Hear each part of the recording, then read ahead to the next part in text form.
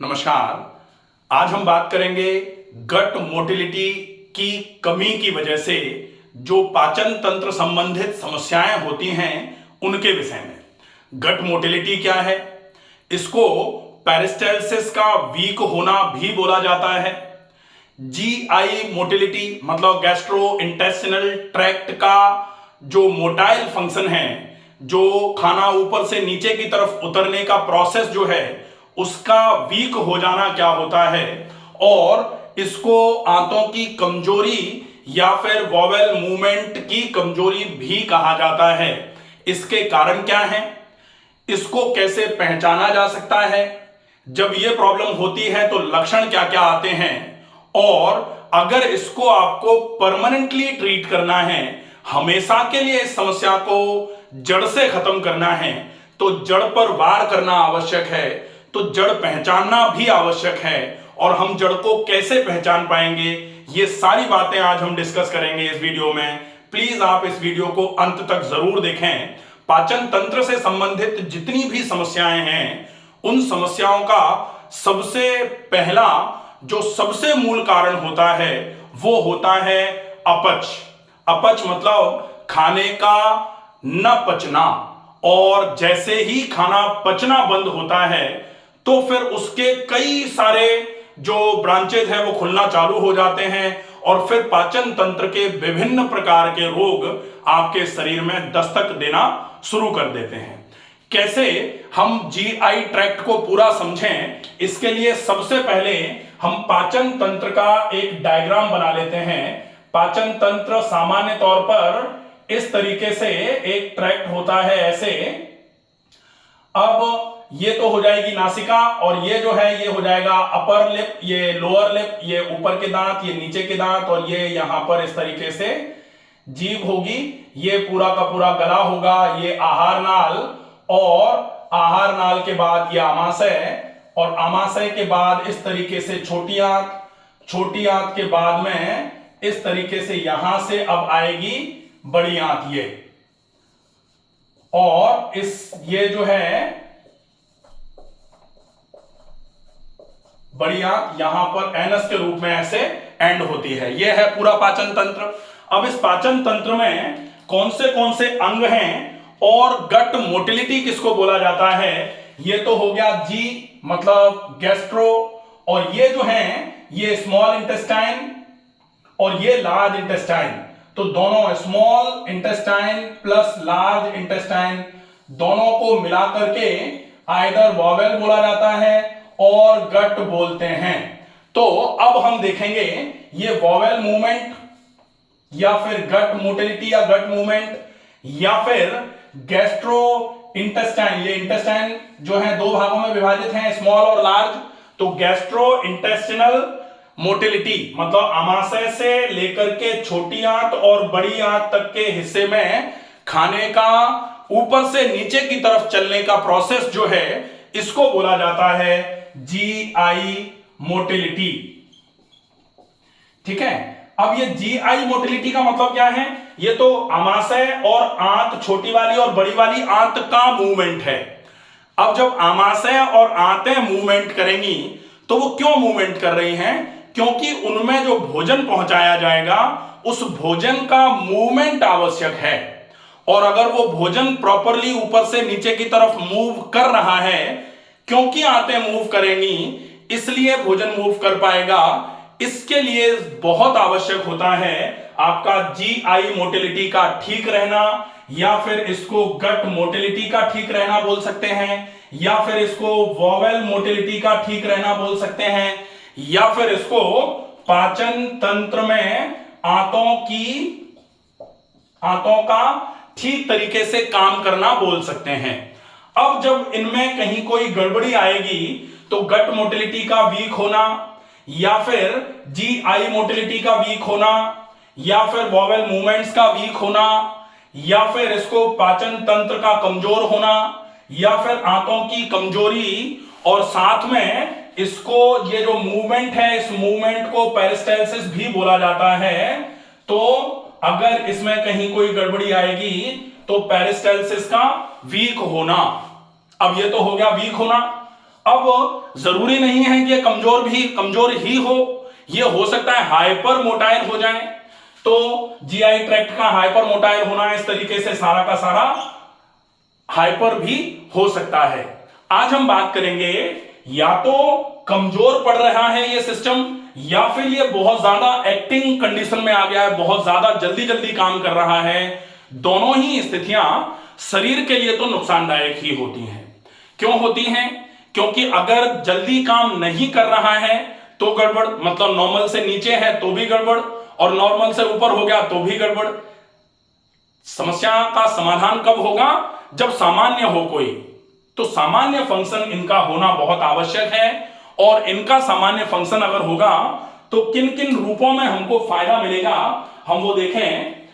भोजन जैसे ही आपने यहां से, ये मुंह है और ये है नाक, भोजन जैसे ही आपने मुंह में डाला तो मुंह में ये जो ऊपर का हिस्सा, ऊपर का जबड़ा और ये नीचे का, अब ऊपर की बत्तीसी मतलब पूरे ऊपर और नीचे के दोनों के दांतों को मिला के बोलते हैं। तो ऊपर का जौ और नीचे का जौ जो है, इसके बीच में खाने को इस तरीके से आपने चबाया। जब खाना इस तरीके से चबाया जाता है तो फिर ये जो मूवमेंट है, ये मूवमेंट आपकी लार की ग्रंथियों को एक्टिवेट करता है, और ये लार की ग्रंथियां जब एक्टिवेट होती हैं तब फिर लार का सिक्रेशन करती हैं। जो भोजन आपने मुंह में डाला है उसमें लार का मिलना हो जाता है, और जब लार और भोजन मिलता है तो बोलस बनता है। बोलस बन करके वो खाना नीचे की तरफ, फिर डिग्लूटिनेशन का रिफ्लेक्स आता है और खाना नीचे की तरफ उतरना चालू होता है, और यहां से ये बोलस जो है ये ऐसे फिसलते हुए नीचे की तरफ आना चालू हो जाता है। और फिसलते हुए जैसे ही नीचे की तरफ आता है तो यहां जो जीई जंक्शन बोला जाता है, इससे ये नीचे आना चालू हो जाता है, तो खाना आमाशय में आ जाता है। और जब आमाशय में खाना आ जाएगा तो ये यहां से ही पेरिस्टाल्सिस चालू हो गई, ऊपर से नीचे की तरफ खाना चलना चालू हुआ तो ये पेरिस्टाल्सिस चालू हो गई। अब ये पेरिस्टाल्सिस चालू हो गई तो आपको यहीं से समझना चालू कर देना है कि गट मोटिलिटी के कमजोर होने का रीजन क्या है। कमजोर होने का रीजन क्या है कि अगर खाने को सही तरीके से चबाया नहीं गया तो फिर एक तो सलाइवरी ग्लैंड्स एक्टिव नहीं होंगी, और दूसरा खाना जितना चलता है, जितना आप मैस्टिकेशन करते हैं, खाने को जितना आप पीसते हैं, चबाते हैं, उतना ही ज्यादा पेरिस्टाल्सिस ऊपर से नीचे की तरफ वेव ऑफ कॉन्ट्रैक्शन चलना चालू हो जाता है। अब ये गट मोटिलिटी को मैं इस वीडियो में, क्योंकि वीडियो लंबा हो जाता है तो भी प्रॉब्लम होती है, तो गट मोटिलिटी को मैं आपको इस वीडियो में कंफर्म क्लियर कर देता हूं। उसके बाद इनके सारे रीजंस को और इनके सिम्टम्स को, और फिर इसको कैसे ट्रीट कर सकते हैं, इसके लिए वीडियो अलग से बनाएंगे, पार्ट 2 बनेगा। गट मोटिलिटी आप यहां अच्छे तरीके से समझ लीजिए। गट मोटिलिटी का मतलब होता है कि आप जैसे इंटेस्टाइन जो है, गट तो इंटेस्टाइन को ही बोला जाता है। अब जो इंटेस्टाइन है उसका ऊपर से नीचे की तरफ मूवमेंट जो है वो कैसे होगा? वो होगा रिदमिक मूवमेंट। अब वो रिदमिक मूवमेंट क्या है कि इंटेस्टाइन ऐसे फैलेगी और फिर पेस जनरेट होगा उसमें, तो पेस और ईज, पेस और ईज, ठीक है, जिसको कॉन्ट्रैक्शन एंड रिलैक्सेशन बोला जाएगा। कॉन्ट्रैक्शन एंड रिलैक्सेशन, तो जब आते हैं ऐसे करके कॉन्ट्रैक्ट होंगी तो उसकी जो ये जो सर्कुलर मसल्स हैं इंटेस्टाइन की, जैसे मान लो एक पाइप हमने ऐसे लिया, इसको जैसे इस टॉबल को हम पाइप मान लें, इस तरीके से ये टॉबल ले ली, ये इंटेस्टाइन है, और मान लेते हैं इस वाले हिस्से को हमने यहां से काट के निकाल लिया और ये पाइपलाइन स्ट्रक्चर इस तरीके से बना, ठीक है। अब इसकी जो ये वाली मसल्स हैं, ये वाली मसल्स भी कॉन्ट्रैक्ट होंगी, तो जब ये कॉन्ट्रैक्ट होंगी तो ये मूवमेंट किस तरीके से, ये पतला हो जाएगा, ठीक है। और इसके साथ साथ में इसकी ये वाली मसल्स जो हैं, लॉन्गिट्यूडिनल मसल जिनको बोला जाता है, ये कॉन्ट्रैक्ट होंगी, तो ये इस तरीके से, तो ये ऐसे भी कॉन्ट्रैक्ट होगा और ऐसे भी कॉन्ट्रैक्ट होगा। जब ये फैलेगा तो ऐसे भी ये रिलैक्स होगा और इसकी ये सर्कुलर मसल्स भी रिलैक्स होंगी। तो दो तरीके के मूवमेंट होते हैं जब पेरिस्टाल्सिस होती है। तो जब जनरेट होता है इसमें ईज, तो जब रिलैक्सेशन होता है, जब स्ट्रेच होता है, तभी स्ट्रेच के साथ में न्यूट्रिशन का एब्जॉर्प्शन होता है जो आपकी इंटेस्टाइन में एब्जॉर्ब होता है। अब अगर गट मोटिलिटी में ये मूवमेंट गड़बड़ हो जाएगा कि गट स्ट्रेच ही नहीं हो पा रही है, सर्कुलर मसल स्ट्रेच नहीं हो रही, लॉन्गिट्यूडिनल मसल स्ट्रेच नहीं हो रही, तो फिर जो एरिया ऑफ एब्जॉर्प्शन है वो बढ़ नहीं पा रहा है इंटेस्टाइन का, जिसकी वजह से आपका एब्जॉर्प्शन भी हैम्पर होगा, साथ में एलिमिनेशन तो गड़बड़ हो ही रहा है, क्योंकि गट मोटिलिटी का वीक होना लोगों को सिर्फ इतना लगता है कि कब्ज कराएगा, लेकिन ऐसा नहीं है। गट मोटिलिटी का वीक होना आपको अपच भी कराएगा, आपको माल एब्जॉर्प्शन भी कराएगा, जिसको बोला जाता है कि कमजोरियां आपके शरीर में से डेफिशिएंसी सिंड्रोम्स आना चालू हो जाएंगे शरीर में, क्योंकि खाना पचेगा ही नहीं, शरीर में लगेगा ही नहीं।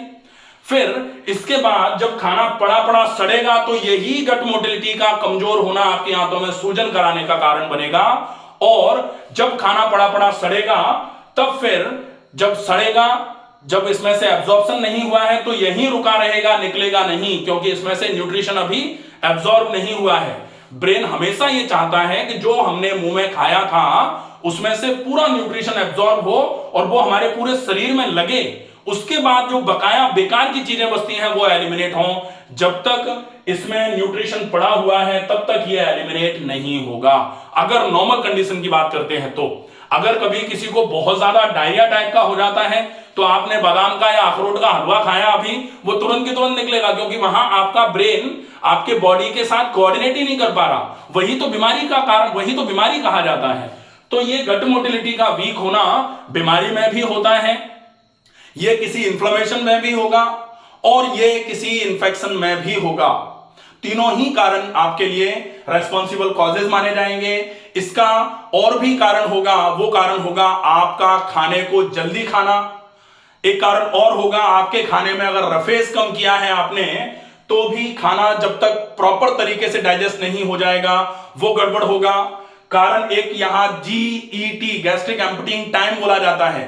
मोटिलिटी को किस तरीके से चेक करोगे आप, तो टेस्ट कैसे करोगे मोटिलिटी को, इसको हम पार्ट 2 में रखेंगे। वीडियो फिर से लंबा हो रहा है तो प्लीज इस वीडियो को अच्छे तरीके से समझते जरूर जाएं, क्योंकि पाचन तंत्र के रोगों को अगर आपको ठीक करना है तो इस व्यवस्था को जरूर समझना पड़ेगा। हम अगर ये चाहें कि टहनियों को काट काट करके हम पेड़ को खत्म कर देंगे, ये संभव नहीं है। अगर आपको पेड़ को खत्म करना है तो आपको जड़ पर वार करना पड़ेगा, और जड़ पर वार करने के लिए जड़ को खोजना आवश्यक होता है। तो आप अगर पाचन तंत्र के रोगों को जड़ से खत्म करना चाह रहे हैं तो प्लीज इसके कारण पर जाएं, और कारण जो है मूल, जड़ जो है, मूल बोला जाता है, मूल का मतलब जड़ ही होता है। तो मूल कारण क्या है, मतलब जड़ में कारण क्या है, जड़ कारण क्या है, जब तक हम वो समझेंगे नहीं तब तक बीमारी ठीक कैसे करेंगे। तो इसलिए बहुत आवश्यक होता है कि आप इस पूरे रूटीन को प्रॉपर तरीके से समझें, और गट मोटिलिटी के लिए टेस्ट कैसे करेंगे और गट मोटिलिटी को हम किस तरीके से ट्रीट कर सकते हैं, इसके लिए हम पार्ट 2 वीडियो बनाएंगे। उसमें हम पूरा का पूरा टेस्ट कैसे कर सकते हैं बीइंग एट होम, और अगर आपको और कंफर्म करना है तो कंफर्मेटरी लैब डायग्नोसिस क्या होती है गट मोटिलिटी को क्लियर करने के लिए। अगर ट्रीटमेंट का, मैं एक छोटी सी बात यहां बोलना चाहूंगा, क्योंकि पार्ट 2 जो रहेगा उसमें डिटेल में बताएंगे, लेकिन छोटी सी एक बात है, अगर कोई चाहे कि इस गट मोटिलिटी के कमजोर होने को हम किसी एक्सटर्नल डिवाइस से सही कर देंगे तो यह जरूर हो सकता है कि फॉर टाइम बीइंग आप इसको ठीक कर लें, लेकिन अगर आपको इसको जड़ से खत्म करना है तो आपको जो वीकनेस का कारण है इस जीआई मोटिलिटी के, गट मोटिलिटी के, वॉवल मूवमेंट के, आंतों की कमजोरी, पेरिस्टाल्सिस की कमजोरी का जो कारण है उस कारण को खत्म करना पड़ेगा। और कारण कहां है, आपके डाइट में है, आपकी लैक ऑफ एक्सरसाइजेज में है, आपका शाम का खाना अगर आप बहुत लेट खा रहे हैं वो बड़ा कारण है, आप अगर लगातार लंबे समय तक एक ही जगह बैठे रहने का काम कर रहे हैं वो इस मोटिलिटी के कमजोर होने का कारण है, और डेफिनेटली स्ट्रेस भी एक कारण है। लेकिन स्ट्रेस अगर कारण है तो स्ट्रेस को रिलीव कराने से ट्रीटमेंट होगा। अगर स्ट्रेस कारण है और आप चाहें कि किसी एक्सटर्नल डिवाइस से इसको ठीक कर लेंगे, मेरे हिसाब से कतई पॉसिबल नहीं है। ठीक है, आशा है ये वीडियो आपको पसंद आएगा। ज्यादा से ज्यादा लोगों तक इस वीडियो को शेयर करें प्लीज। इस वीडियो को जिन लोगों को पाचन तंत्र से संबंधित समस्याएं हैं उन लोगों तक जरूर पहुंचाएं। स्वस्थ रहिए, सुरक्षित रहिए। धन्यवाद।